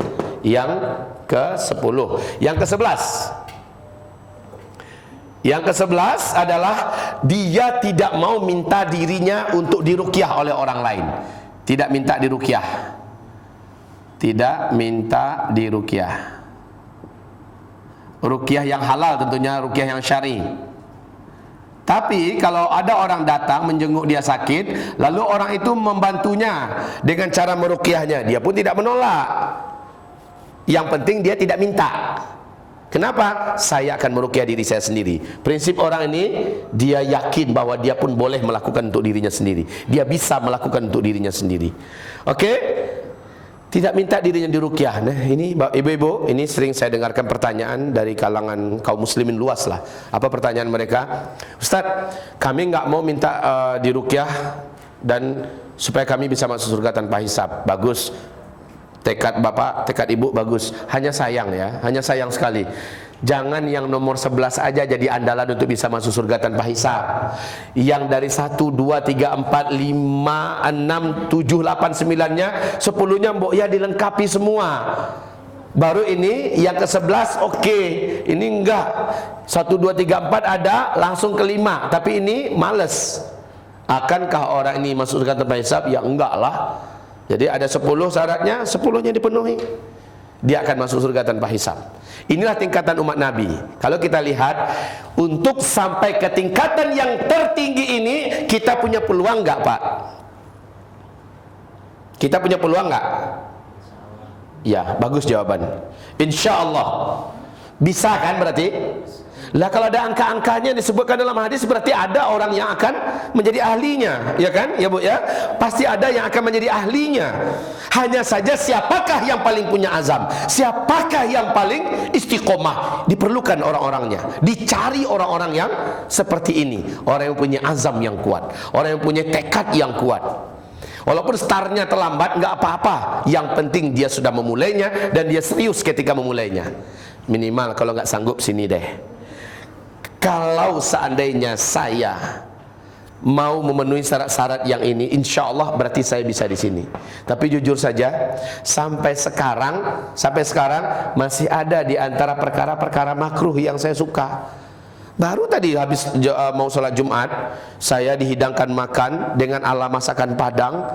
Waduh, di situ ada, maaf ya, ada satu makanan yang sebenarnya saya nggak nyari, tapi ketika ada dan baunya wangi, saya susah mengelak. Apa coba? Jengki. Saya makan, kok enak ya?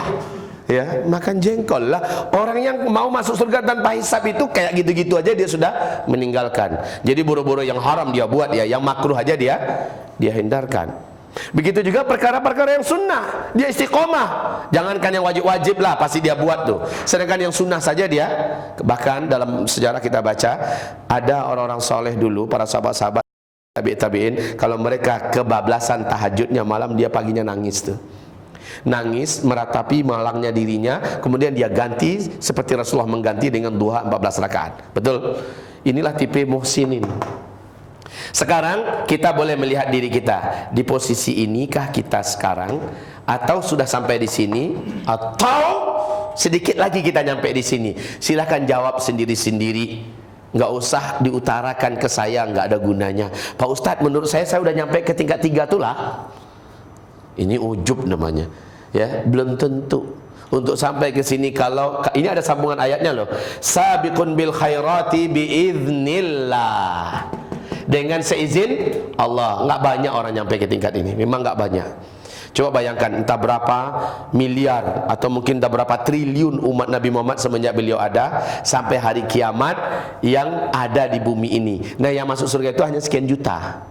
Ya kan? Kalau kita baca tadi hadisnya 4.900.000 tambah 3 kali cidukan. Tambah apa yang maksud dengan 3 kali cidukan? Artinya sangat sedikit. Dari angka-angka yang disebutkan dalam hadis, maknanya ada pelaku-pelakunya, ada orang-orangnya yang akan tergabung di sini. Apakah itu salah seorang di antara kita? Mungkin saja. Yang penting Anda punya azam yang tulus, yang kuat, istiqomah. Silakan, kalau seandainya kita ingin lanjutkan dalam diskusi dan tanya jawab, kita bukakan ruangannya. Jika tidak ada, saya lanjutkan 10 menit lagi, baru kita tutup. Kalau ada tanya jawab, silakan. Bismillah. Apakah orang yang bermaksiat secara terus-menerus, doa dan ibadahnya akan diterima oleh Allah? Bagaimana jika orang tersebut tidak sadar akan dosa atau maksiatnya? Baik, barakallahu fiki. Alhamdulillah wassalatu wassalamu ala Rasulillah sallallahu alaihi wasallam. Orang yang bermaksiat terus-menerus, doa dan ibadahnya Allah terima enggak? Tergantung maksiatnya apa. Kalau maksiatnya salah satu di antara 10 pembatal syahadat, ya sama sekali nggak akan berguna. Hah? Itu kok. Tergantung maksiatnya apa dulu. Atau maksiatnya adalah makan yang haram. Nah, kita tahu ya Bu ya, makan yang haram ini satu suap saja 40 hari 40 malam, doa kita tidak didengar oleh Allah. Allah tidak mau dengan doa kita, dan Allah tidak akan menerima amal-amal kita. Bagaimana dengan 2 suap? Bagaimana dengan 1 piring? Atau berpiring-piring berhari-hari berbulan-bulan masih makan riba? Apakah doa ini akan Allah terima? Kecuali dia taubat nasuha. Kalau doanya dalam maksud taubat nasuha, pasti Allah terima. Ya, dia sudah melakukan salah satu di antara 10 pembatal syahadat, lalu dia taubat nasuha, Allah terima. Taubat nasuhalah yang akan menjadikan orang ini mau didengar oleh Allah Subhanahu wa taala. Bahkan orang kafir sekalipun, orang yang terjahat di alam semesta ini, bahkan iblis, dalam kitab Talbis Iblis, perangkap iblis oleh Syekh Ibnul Jauzi, disebutkan iblis mau tobat kepada Allah. Dia datang kepada Musa, minta agar Musa memfasilitasi, dan Musa pun mendoakan kepada Allah. Allah menjawab, "Hai Musa, katakan pada hambaku iblis, bila ia taubat aku terima. Dosa-dosanya aku putihkan semuanya, dan dia akan aku anggap seperti dulu lagi, seperti orang tidak pernah berbuat dosa. Tapi syaratnya ada, suruh dia melaksanakan perintahku yang dulu dia tidak buat, yaitu sujud kepada Adam. Adamnya sudah tidak ada, aku perintahkan dia sujud ke kuburannya." Maka Musa pun keluar dari munajatnya dan berjumpa dengan iblis. Kemudian Musa berkata, "Congratulations for you, ya, selamat. Allah mau menerima engkau. Tobatmu akan dikabulkan oleh Allah Subhanahu wa taala dan dosamu akan diputihkan. Syaratnya ada, yaitu Allah syaratkan engkau sujud ke kuburan Adam." Apa kata iblis? "Waduh, hidup saja Adam saya tidak mau, apalagi udah mati. Sorry lah kalau gitu, nggak jadi tobatnya." Coba lihat, iblis saja mau tobat Allah mau terima. Jadi kalau yang dimaksud doa di sini adalah tobat, ya pasti Allah terima. Begitu ya. Kemudian bagaimana orang yang melakukan dosa terus menerus dan dia tidak tahu kalau itu adalah dosa? Ini nggak mungkin terjadi. Kenapa tidak mungkin terjadi? Allah telah membantah dalam Al-Quran, "Wa ma kunna mu'adzabina hatta nab'atha rasula." Kami tidak akan mengazab sampai datangnya risalah kami kepada orang itu. Maksudnya pasti ada suatu hari, one day, one time, ya, akan ada suatu hari datang seseorang atau dengan jalan apapun yang mengantarkan jadi orang ini tahu bahwa itu adalah dosa. Tapi kita saja nggak tahu di mana dia dapatkan perkara itu, di mana dia dapatkan risalah itu, di mana dia dapatkan orang yang menasihatinya. Kita tidak tahu, tapi pasti orang yang bersangkutan pernah mengetahui bahwa ada yang menasihatinya, tapi dia menolak. Ya, jadi intinya alasan untuk tidak tahu itu tidak diterima oleh Allah Subhanahu Wa Taala, sebab Allah telah berjanji orang-orang yang tidak tahu pasti akan disampaikan risalah kepadanya, entah di mana, entah kapan, itu Allah yang tahu. Yang pasti hamba ini nanti tidak bisa membantah Allah pada hari kiamat. Oke? Ini pertanyaan yang pertama. Yang kedua, bagaimana jika ada suami yang zalim terhadap diri sendiri karena masih terus bermaksiat kepada Allah, seperti berselingkuh, berzina, korupsi, kasar terhadap istri, suka memukul, hobi nonton sinetron, berita, musik, dan sering marah-marah kepada istrinya, menzalimi istrinya terus-menerus? Apakah ia akan dapat azab di dunia dan akhirat? Mohon nasihat Ustaz terhadap suami tersebut. Lah, kalau nasihatnya terhadap suami, ada nggak suaminya di sini? Ya saya nasihati. Apakah dia dapat azab di dunia? Pasti. Dia akan merasakan azab itu di dunia, sebagaimana azab ini akan dirasakannya juga di kehidupan keduanya, yaitu di alam barzakh. Kepada suami yang seperti ini, dia diperintahkan seperti perintah Nabi. Sesungguhnya orang yang paling mulia di antara kamu adalah yang paling pandai memuliakan istrinya. Sesungguhnya orang yang paling beriman di antara kamu adalah yang paling baik kepada istrinya. Ya, dan suami yang kasar seperti ini dan berzina semacamnya pasti in ahsantum li anfusikum wa in asatum falaha. Kalau kamu baik, kamu yang akan menerima kebaikan itu dari Allah langsung. Tapi kalau kamu jahat, kamu yang akan merasakan akibat dari kejahatan kamu itu. Ya Bu ya. Jadi kepada para suami, siapapun yang menonton acara ini, siapapun yang menyaksikan kajian ini, dimanapun berada, dari Al-Hujjah TV, dari Uzma TV, atau dari di YouTube ini, maka dengarkanlah baik-baik. Para suami, ini adalah zaman di mana saya sangat banyak mendengarkan para suami yang berlaku zalim kepada istri-istrinya. Tobatlah kalian kepada Allah. Mereka diciptakan bukan untuk dizalimi, tapi untuk diayomi, dijadikan sahabat, dididik. Istausu bin nisa'i khaira. Didiklah istri-istri kamu itu dengan santun, dengan lembut, dan terus-meneruslah kamu mengayomi mereka. Dan jangan kamu kasari. Idza dhahabta tuqimuh kasartah. Kalau kamu kerasi mereka, kalau kamu kasari mereka, engkau akan patahkan. Artinya para wanita itu kalau dikasari, dia akan patah. Pada akhirnya dia akan melawan, pada akhirnya dia akan menjadi durhaka pada suaminya, dan bahkan dia akan minta pisah, minta cerai dari suaminya. Si istri rugi, suami celaka. Ya, baik. Apa yang harus dilakukan oleh sang istri tadi? Kalau sang suami sudah melakukan satu di antara 10 pembatal syahadat, maka yang istri bersangkutan wajib minta pisah dari suaminya. Tapi kalau tidak, cobalah bersabar. Jika memang sudah tidak mampu lagi bertahan, dia punya hak untuk khulu', ya, melepaskan tali pernikahan yang telah diikatkan oleh suaminya kepadanya dengan cara mengembalikan maharnya kepadanya. Kemudian sejak itu dia pun lepas dari tali pernikahan yang sudah diikatkan dirinya kepada suaminya melalui akad nikah. Ini khulu' melalui pemerintah tentunya. Ajukanlah pemerintah, kemudian terjadilah perceraian. Ini halal apabila suaminya sudah sampai ke tingkat menzalimi terus-menerus, dalam artian menggebukin, mukulin, sampai ke tingkat tidak memberikan nafkah lahir atau nafkah batin dan seterusnya. Istri sudah boleh untuk minta pisah. Semoga tidak terjadi. Bersabar adalah lebih baik, ya. Semoga Allah Subhanahu wa taala jadikan kesabaran itu sebagai jalan untuk dicintai oleh Allah Subhanahu wa taala, walaupun sabar itu pahit. Ustaz, bagaimana jika ada seorang muslim yang tidak mau membaca Al-Quran dan zikir? Apakah tak kerasukan jin, syaitan? Ya, kata Rasulullah. Apakah pendapat kamu dengan rumah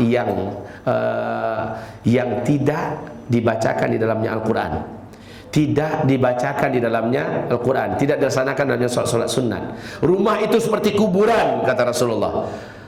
Apa bedanya rumah dengan kuburan? Kalau rumah itu orang yang menghuni, kalau kuburan siapa yang menghuninya? Setan, jin. Nabi melarang kita jangan pergi ke kuburan, apalagi seorang diri. Sebab apa? Sebab itu adalah markasnya jin, pusatnya setan. Lah kalau di rumah jarang zikir, jarang baca Quran, dan jarang juga sholat sunat, rumah itu sudah sama dengan kuburan. Maknanya rumah ini akan banyak dihuni oleh bangsa jin, setan-setan yang jahat, jin-jin pengganggu yang durhaka akan banyak nyakiti satu keluarga itu. Ya, kalau sayang pada keluarga, sayang pada diri, maka hidupkanlah rumah layaknya seperti sebuah rumah, yaitu bacalah Al-Quran di dalamnya, berzikirlah, sholat sunatlah di rumah, dan jangan melakukan amalan-amalan atau hal-hal yang menyebabkan jin dan setan jadi senang masuk ke dalam rumah itu. Kemudian apakah hatinya sudah rusak atau mati? Ya, hatinya sudah rusak, sudah pasti. Hatinya sudah mati belum tentu. Menghidupkan hati, memperbaiki hati yang rusak, menghidupkan hati yang sudah lalai masih punya peluang. Dan Allah menyebutkan Al-Quran adalah jalan terbaik obat yang paling sempurna untuk menghidupkan kembali hati yang sudah mati, memperbaiki hati yang rusak. Ya, semoga saja yang bersangkutan atau hamba Allah yang bertanya menjadikan rumahnya sebagai rumah yang disenangi oleh para malaikat dan dibenci oleh syaitan.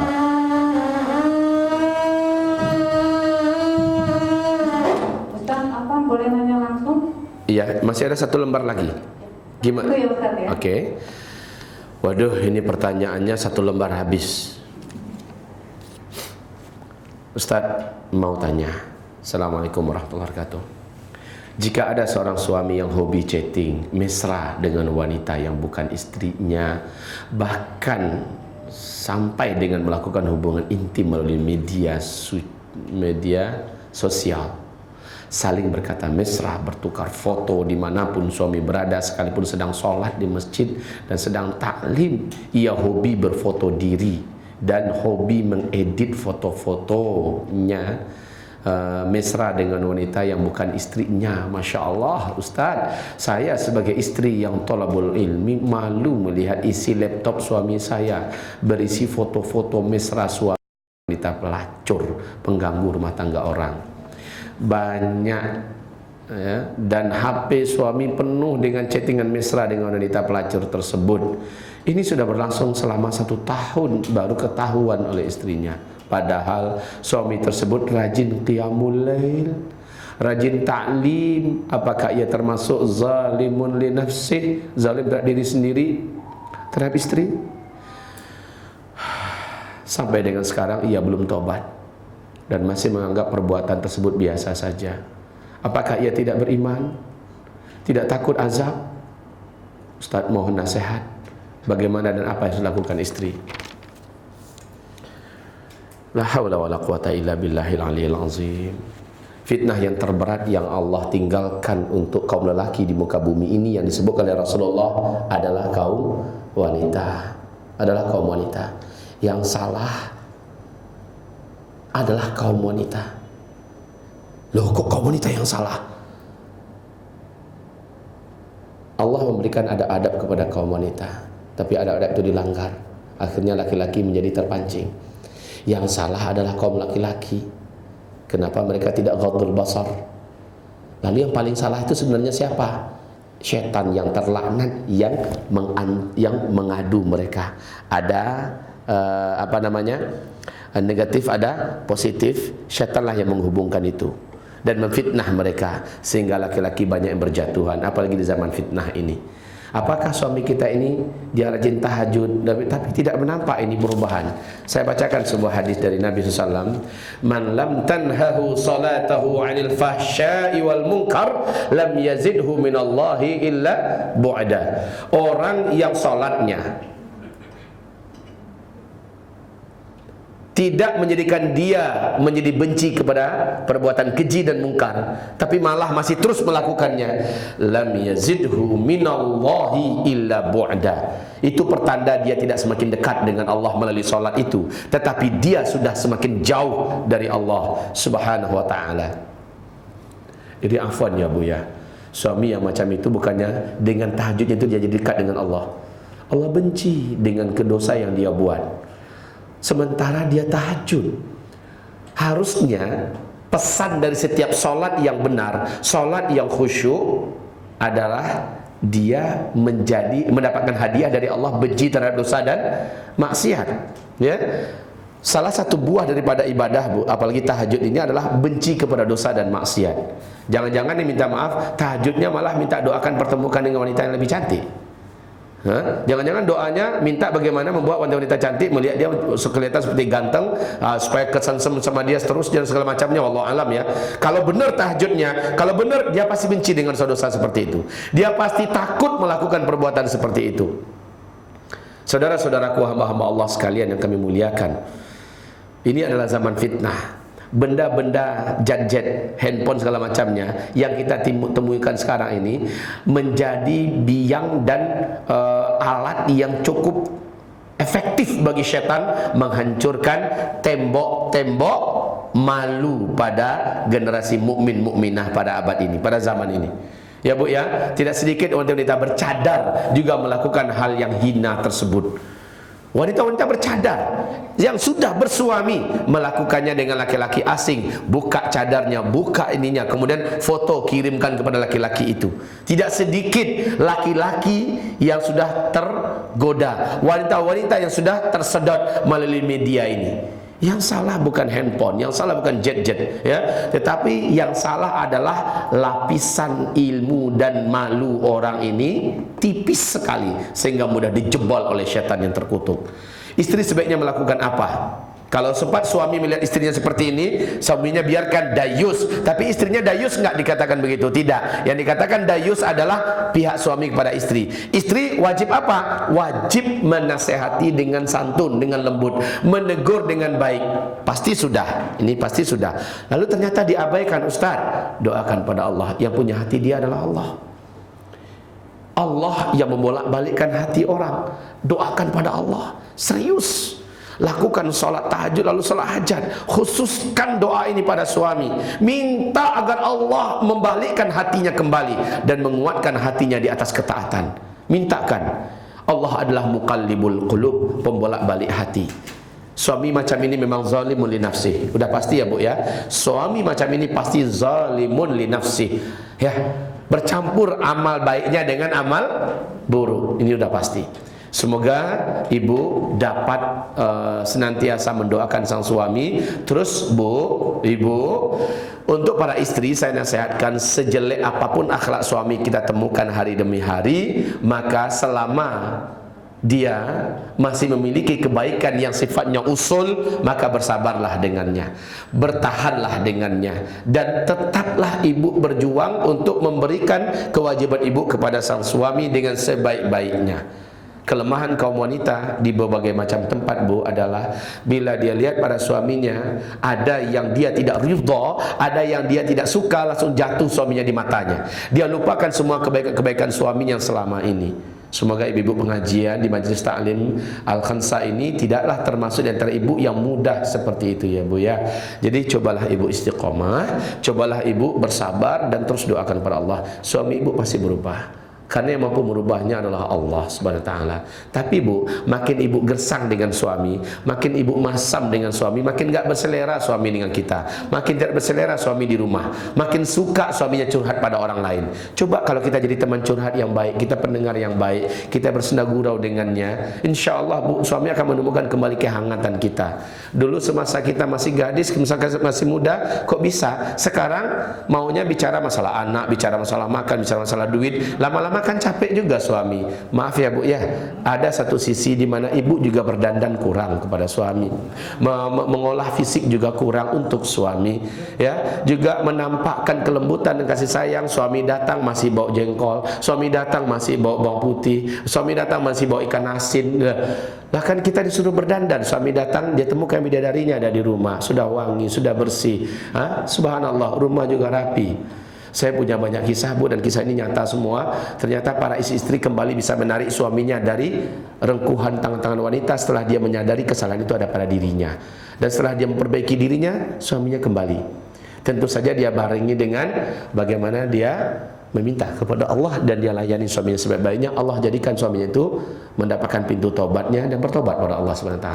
Dan mereka kembali menjadi suami istri yang mesra. InsyaAllah Bu, semoga ibu ini menjadi orang-orang yang sabar dan bisa istiqamah, dan mudah-mudahan suami ibu diberi pintu hidayah kembali oleh Allah Subhanahu wa taala. Silakan Bapak, ada pertanyaan? Ibu? Ya, silakan. Sudah masuk waktu asar. Oh ya? Bagaimana ini? Tapi ada yang tentang mau nanya ini Ustaz, boleh? Kita sholatnya biasanya di mana? Atau memang sudah selesai harusnya? Boleh kalau Ustaz mau nyambung lagi di asar. Iya, begini, Pejompongan dekat kok. Saya di Masjid Al-Falah, nanti maghrib ada acara pengajian. Kita boleh sholat asar dulu atau lanjut lagi ya Ustaz? Boleh, kita sholat asar. Oke. Ya, kita sholat asar dulu, nanti kita lanjutkan maksimal 15 menit. Cukup? Setengah jam lagi? Terserah ya. Saya mungkin maksimal saya kasih waktu setengah jam setelah sholat asar ya Bu ya. Cukup Bu? Iya Ustaz. Oke, insyaallah kita sholat asar dulu. Habis itu kita lanjutkan. Mari kita istighfar, doa kafaratul majlis. Subhanakallahumma bihamdika, asyhadu an la ilaha illa anta, astaghfiruka wa atubu ilaik. Wassalamualaikum warahmatullahi wabarakatuh. Bismillahirrahmanirrahim. Bismillahirrahmanirrahim. Insyaallah kita bisa lanjutkan. Silakan kalau ada pertanyaan yang lain. Silakan, ada yang lain.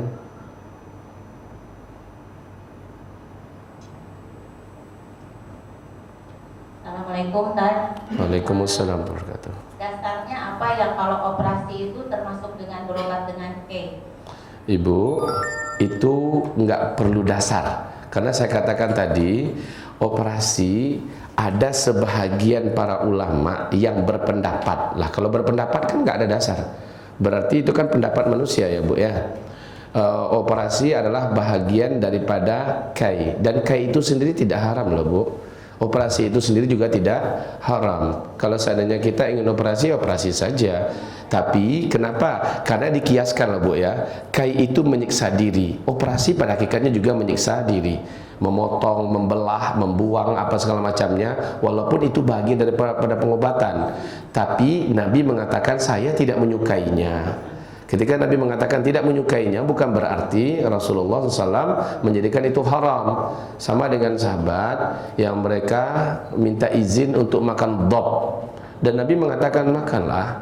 Tapi ketika diberikan kepada Nabi, beliau menggeleng dan beliau tidak menyukainya. Begitu juga tentang masalah kai. Sekali lagi tentang masalah operasi, tidak ada dalil yang menyebutkan bahwa itu dalilnya mana, itu enggak ada ya Bu ya. Ini hanya pendapat sebahagian para ulama, pandangan mereka, ijtihad mereka. Ya Bu, silakan.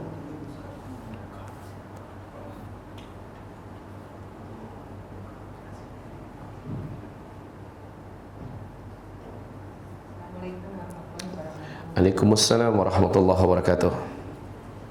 Ustaz tadi menyebutkan kalau riba itu hukumannya berat sekali. Nah, bank konvensional yang sekarang kita ada itu termasuk di dalamnya atau tidak? Tentang seluruh bank konvensional sebenarnya sudah dijawab dan diputuskan oleh Rabithah Alam Islami. Pertemuan para ulama seluruh dunia di Qatar juga telah menyebutkan tentang bank konvensional yang ada pada hari ini murni riba seluruhnya. Yang menyimpan di sana sebaiknya menarik dananya, kalaupun ada dan perlu, cukup nomor rekeningnya saja dicantumkan di sana sebagai tempat lalu lalang uang. Ketika uang kita sudah ada di situ, sebaiknya tarik cepat dan alihkan ke tempat penyimpanan yang syar'i. Walaupun bank-bank syariah yang ada sekarang yang paling syariah sekalipun, ini pengakuan mantan ketua umum, pimpinan umum Bank Muamalat ya, Bank Muamalat yang paling syariah sekalipun yang baru berhasil disyariatkan 20%, berarti 80%-nya masih gaya-gaya jahiliyah. Itu pengakuan beliau saat beliau memberikan acara kajian malam bersama, waktu itu ada Habib Rizik, ada saya, dan beliau menyampaikan ini secara terbuka. Jadi yang paling syariah sekalipun di Indonesia itu baru maksimal baru disyariatkan itu 20%-nya. Artinya bank-bank syariah yang lain ya sama begitu semua. Tapi intinya la yudraku kulluh la yutraku kulluh.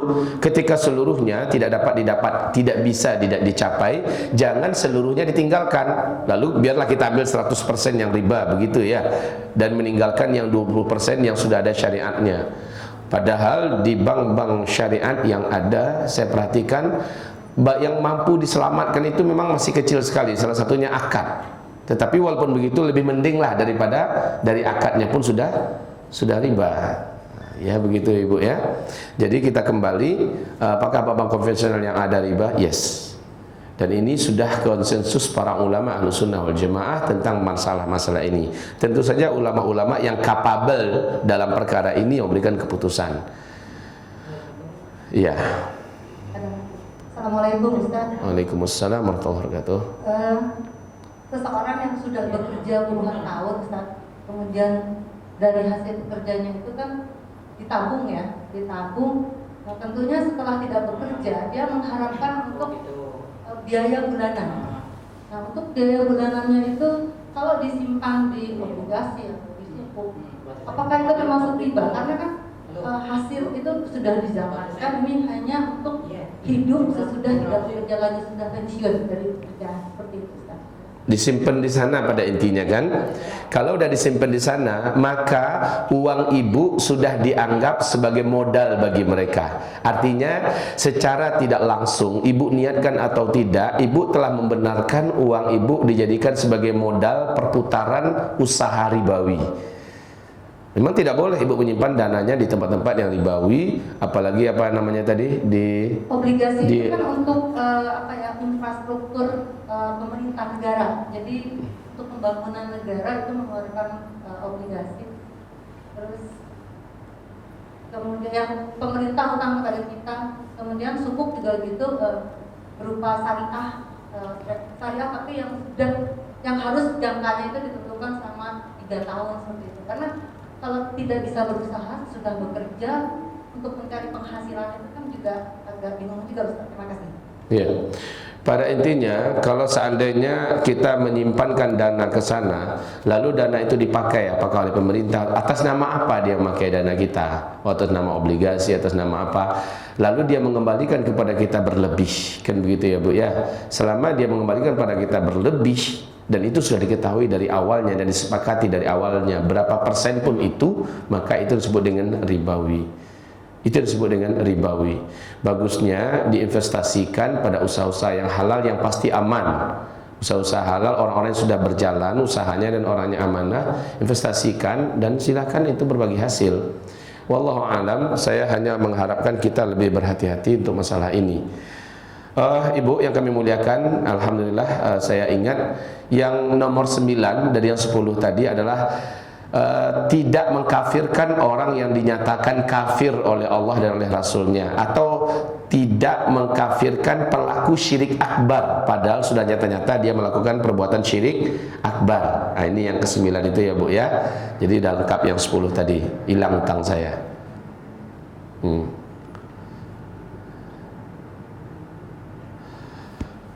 Tafadhal untuk pertanyaan yang lain. Maaf Ustaz, Assalamualaikum. Waalaikumsalam. Tadi yang 9 maksudnya apa ya Ustaz, kalau perlu diperjelas ada. Dari yang 10 tadi. Iya, enggak maksudnya tadi tidak mengkafirkan orang yang. Oh iya. Begini, iblis itu kan kafir kata Allah dalam Al-Qur'an kan? Betul? Ya. Kan ada seorang tokoh cendekiawan muslim di Indonesia yang memang sudah meninggal sih. Dia berani mengatakan justru iblis itu tidak kafir katanya. Sebab dia malah berhak mendapatkan tauhid awad. Sebab apa? Dia berani menentang perintah Allah untuk tidak sujud kepada Adam, karena hak sujud itu hanya dari makhluk pada Allah saja, dan iblis mau membuktikan tauhidnya. Oleh karena itu katanya, menurut si cendekiawan muslim ini, bahwa orang iblis ini berhak mendapatkan tauhid awal. Jadi dia tidak boleh dikafirkan. Padahal dalam Al-Quran tegas-tegas kan, aba wastakbara wa kana minal kafirin. Kafir kata Allah. Ini contoh ya Bu ya. Allah telah mengkafirkan Yahudi, Allah telah mengkafirkan Nasrani, tegas sekali. Ya, sebagaimana Rasul, para sahabat, tabi'in dan seluruh ulama Ahlussunnah wal Jamaah ijma' kekafiran Yahudi dan Nasrani. Seluruh agama-agama di luar Islam adalah kafir. Lalu datang kelompok-kelompok pluralisme meyakini dan menyatakan semua agama sama. Enggak, kafir itu. Semuanya bertujuan pada kebaikan dan mereka nanti akan menuju pada surga. Begitu kata mereka. Maka ini membatalkan syahadat lah Bu. Itu yang dimaksud ya Bu ya. Begitu juga yang ternyata sudah melakukan perbuatan syirik akbar, sudah jelas dia melakukan perbuatan perdukunan umpamanya, dan dia bahkan dukun besarnya, tapi dia tidak berani mengkafirkan orang itu, dan ini tidak bisa diterima. Ada yang lain? Assalamualaikum Ustaz. Waalaikumsalam warahmatullahi wabarakatuh. Kalau ngomong soal hisab, apakah anak dan keturunan kita bisa memberatkan hisab kita? Misalnya ada contoh, ada manusia, maksudnya orang udah tabiatnya udah muhsin gitu ya, ulama, tapi misalnya anaknya tuh kena narkoba atau apapun yang akhirnya membuat jelek nama dia, apakah di mata Allah itu pertanggungjawaban beliau ke Allah seperti apa? Ya Ibu, jazakillahu khairan katsira. Jawaban tentang masalah ini sudah dijawab juga oleh para ulama-ulama kita dari kalangan Ahlussunnah wal Jamaah, seperti dalam kitab fatwa-fatwa terkini oleh para ulama di Saudi dan sekitarnya, bahwa la taziru waziratun wizra ukhra. Ya. Kamu tidak akan memikul dosa yang dibuat oleh orang lain, walaupun orang lain itu keturunan kamu. Kita tidak akan memikul dosa yang mereka buat, kecuali kalau perbuatan dosa mereka itu karena meniru kita. Nah, ini masuk dalam hadis Nabi, man sanna sunnatan sayyi'atan falahu wizruha wa wizru man amila biha ila yaumil qiyamah duna ayyanqusa min wizrihim syai'. Siapa yang mencontohkan atau membuat suatu dosa yang jelas-jelas dosa, lalu ditiru oleh orang, dilanjutkan oleh orang, maka dia memikul dosanya dan dosa orang-orang yang menirunya sampai hari kiamat. Jadi kalau seandainya si anak dia sudah soleh, sudah taat, anaknya di belakang hari menjadi pezina, menjadi pelacur, menjadi gigolo, menjadi gay, menjadi lesbi dan segala macamnya, dosa ditanggung oleh si anak. Kecuali ya Bu ya, orang tua ini sejak di usia wajib dididik dengan agama, sejak dia usia 5 tahun ke atas, orang tuanya tidak mewariskan agama, tidak mendidiknya dengan ilmu agama Allah SWT, lalu anaknya menjadi jahil tentang agama, baru orang tua macam ini akan dituntut pada hari kiamat dan menjadi pemberat hisab nanti pada hari kiamat. Demikian. Jadi kalau si anak sudah lewat akil baligh, maka usia emasnya telah kita lalui, kita telah biarkannya berlalu.